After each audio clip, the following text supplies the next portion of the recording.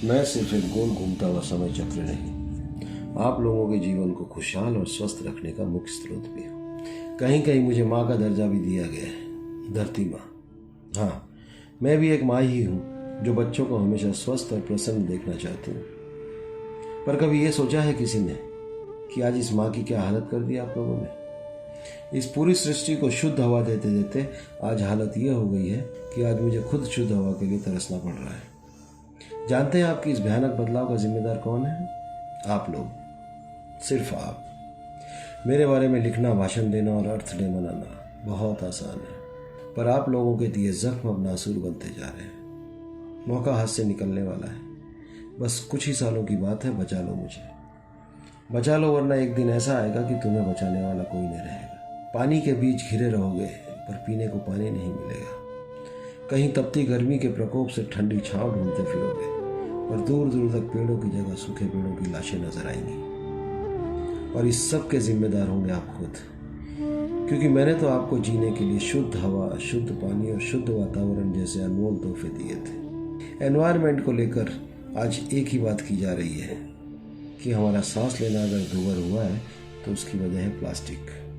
नमस्कार दोस्तों, आज मैं एक ऐसी मिथ्या से आपको रूबरू कराना चाहता हूँ जिसे सुनकर शायद आप चौंक जाए, लेकिन ये उतनी ही सच भी है।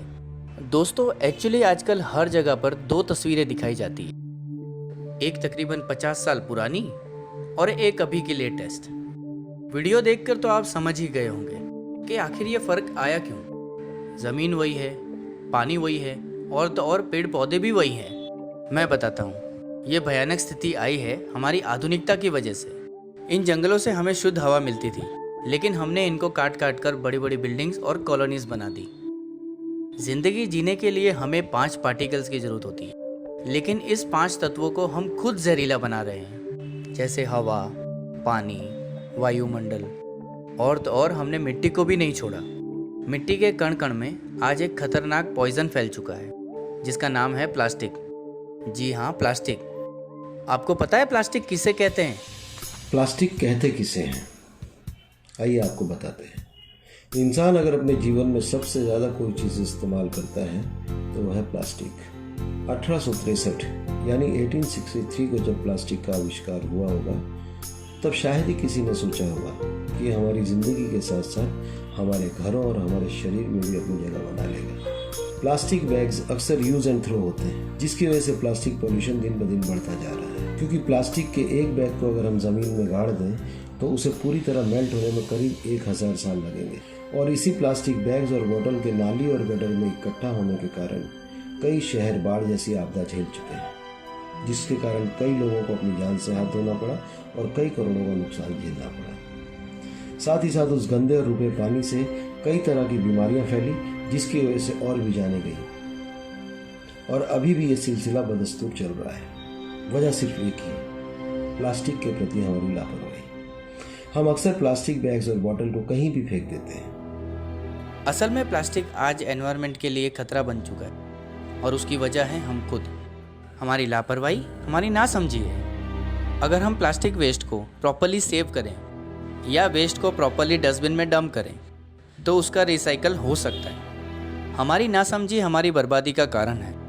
आज हम टीवी, बसेस, ट्रेन्स, सड़कें, पोस्टर्स पर और होर्डिंग के ज़रिए प्लास्टिक के वेस्ट और उसके डंपिंग के बारे में देखते और सुनते आए हैं, लेकिन हम फिर भी इससे कोई सबक नहीं लेते।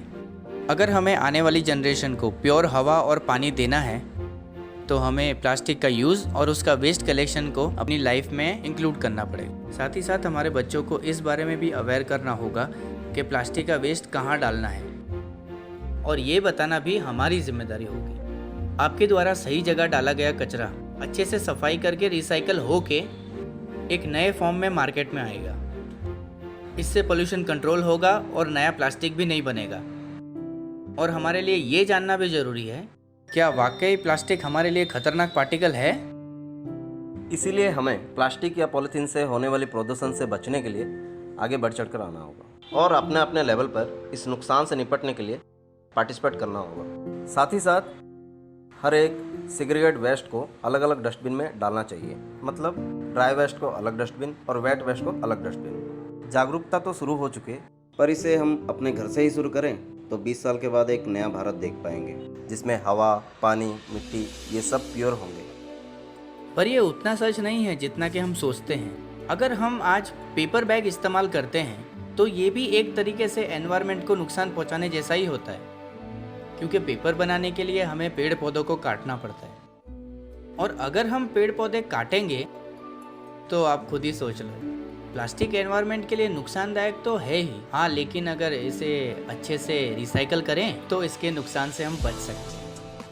अगर हम इजी वर्ड यूज़ करें तो रिसाइकलिंग का मतलब होता है कि यूज़ की गई चीज़ को दोबारा यूज़ करने लायक बनाना। रिसाइकिल एनवायरनमेंट को सेफ रखने में हमारी हेल्प भी करता है। रिसाइकलिंग की वजह से एनर्जी की ज़रूरत भी बहुत कम पड़ती है, जो ग्रीन हाउस गैसेस की क्वांटिटी को कम करती है, और यह एनवायरनमेंट को गर्म होने से भी बचाती है। रिसाइकलिंग कचरे या प्लास्टिक वेस्ट को नए प्रोडक्ट में बदलने की एक प्रक्रिया है और कार्बन को कम करने का एक अद्भुत तरीका भी है।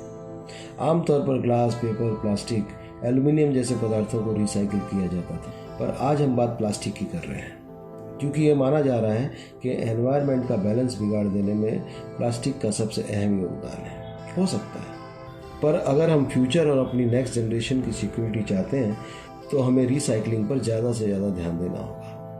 सबसे पहले ये जानते हैं कि प्लास्टिक को रिसाइकिल कैसे किया जाता है। किसी भी प्लास्टिक कचरे को रिसाइकिल करने से पहले उसे अलग अलग प्रोसीजर से गुजरना पड़ता है ताकि उससे अलग अलग तरह के प्रोडक्ट बनाए जा सकें। सबसे पहले ये जानते हैं कि प्लास्टिक को रिसाइकिल कैसे किया जाता है। रिसाइकलिंग का पहला चरण यह है कि सबसे पहले प्लास्टिक की छटाई की जाती है। हार्ड प्लास्टिक और सॉफ्ट प्लास्टिक, इन दोनों प्लास्टिक्स को अलग अलग किया जाता है। सेकेंड स्टेप में इन पूरे प्लास्टिक की बहुत अच्छे तरीके से धुलाई की जाती है ताकि उस पर लगे लेबल और बाकी गंदगी को साफ किया जा सके। ये प्रोडक्ट की गुणवत्ता को भी बढ़ाने में मदद करता है। थर्ड स्टेप में प्लास्टिक को धोने के बाद श्रेडर मशीन में डाला जाता है, जहां प्लास्टिक को छोटे छोटे छर्रों में फाड़ दिया जाता है। फोर्थ स्टेप में कटे हुए प्लास्टिक को पिघला दिया जाता है ताकि छर्रों को अलग अलग किया जा सके। आपने अब तक रिसाइकलिंग किस तरह की जाती है ये देखा। अब हम आपको ये समझाने में मदद करेंगे कि प्लास्टिक की रिसाइकलिंग हमारे लिए कितना इम्पोर्टेंट है। एक्चुअल रिसाइकलिंग की प्रक्रिया सन 1900 में की गई थी, लेकिन जैसे जैसे प्लास्टिक ने इंसान की जिंदगी में कदम रखा तो बाकी चीज़ों की इम्पोर्टेंस कम होती चली गई। आज रिसाइकलिंग पहले से ज़्यादा इम्पोर्टेंट हो गई। इसके लिए जगह जगह जागरूकता अभियान चलाए जा रहे हैं और इसी अभियान को पिछले 50 सालों से निरंतर लोगों के बीच चलाने का नेक काम कर रही है द शक्ति प्लास्टिक इंडस्ट्री। द शक्ति प्लास्टिक इंडस्ट्री पिछले 50 सालों से रिसाइकलिंग के क्षेत्र से जुड़ी है, जो महाराष्ट्र के कोने कोने से अपने कलेक्शन सिस्टम के द्वारा रॉ प्लास्टिक इकट्ठा करवाकर उसे रिसाइकिल करती है। पिछले 50 सालों से द शक्ति प्लास्टिक इंडस्ट्री ने ऐसे होनहार और एक्सपीरियंस लोगों को अपने साथ जोड़ा हुआ है जो रिसाइकलिंग के साथ साथ अच्छे एनवायरनमेंट की भी जानकारी रखते हैं। कंपनी के कलेक्शन पार्टनर्स हर दिन आसपास के एरिया का वेस्ट प्लास्टिक कंपनी को हैंडओवर करते हैं। द शक्ति प्लास्टिक इंडस्ट्रीज लोगों और वायुमंडल की रक्षा के साथ साथ उस वेस्ट प्लास्टिक को रिसाइकिल करके मार्केट में पहुंचाती है, जहां रोज तकरीबन 30 मैट्रिक टन वेस्ट पूरे महाराष्ट्र से आता है, जिसका 90% मटेरियल रिसाइकिल किया जाता है। द शक्ति प्लास्टिक इंडस्ट्री का मेन ऑब्जेक्टिव है वेस्ट प्लास्टिक रिसाइकिल करके सीमेंट किल्स, पायरोलाइसिस जो कि रोड के कंस्ट्रक्शन के लिए यूज़ होते हैं, उनका प्रोडक्शन करें। साथ ही साथ द शक्ति प्लास्टिक इंडस्ट्री गलियों में, डस्टबिन में, कचरा पेटी में फेंके जाने वाले प्लास्टिक की इम्पोर्टेंस लोकल लोगों को समझाने की कोशिश में भी प्रयत्नशील है, ताकि स्वच्छ भारत अभियान जैसे कार्यक्रम को और बढ़ावा मिले, जिसके लिए कंपनी कभी क्लीनिंग ड्राइव के जरिए समुद्री तटों की सफाई तो कभी वेस्ट प्लास्टिक कलेक्शन जैसे अभियान चलाती रहती है। इसी के साथ द शक्ति प्लास्टिक इंडस्ट्रीज सोशल रिस्पॉन्सिबिलिटीज़ में भी कंधे से कंधा मिलाकर लोगों की सेवा में हरदम तैयार रहती है। जैसे कि कई गाँव में बोरवेल्स खुदवाकर गाँव वालों को शुद्ध पानी मुहैया करवाना, टॉयलेट्स बनवाना, ग्रामीण इलाकों में कंप्यूटर ट्रेनिंग, सिलाई की ट्रेनिंग, इलेक्ट्रिकल कोर्स और पर्सनालिटी डेवलपमेंट जैसे कार्यों की ट्रेनिंग और शिक्षा का माध्यम बना हुआ है। इन्हीं सोशल एक्टिविटीज़ के लिए द शक्ति प्लास्टिक इंडस्ट्रीज़ को कई सारे अवार्ड्स भी मिल चुके हैं। इसके साथ द शक्ति प्लास्टिक इंडस्ट्री द्वारा एक चैरिटेबल ट्रस्ट भी चलाया जाता है। इन सारे प्रयासों को अगर हमें वाकई सफल बनाना है तो हमें इन अभियानों में कंधे से कंधा मिलाकर चलना होगा, क्योंकि हमारी जागरूकता ही हमारी सुरक्षा कर सकती है। फ्रेंड्स, इस वीडियो से हमें ये सीख मिलती है कि दुनिया में जितनी भी चीज़ें हैं वो वेस्ट नहीं है। जिसे दुनिया ने वेस्ट समझकर कूड़े के ढेर में डंप कर दिया था, आज उसे न्यू टेक्निक की बदौलत रिसाइकल करके नया जीवन दिया गया है। सो उसी तरह लाइफ को वेस्ट ना समझते हुए उसे रोज रिसाइकल कीजिए एंड सी द मैजिक। फिर देखिए, जैसे द शक्ति प्लास्टिक इंडस्ट्री ने वेस्ट को रिसाइकल करके नया रूप दिया है, उसी तरह आपके अंदर भी वेस्ट को रिसाइकल करने से नई शक्ति का संचार होगा। So be happy with clean and green earth.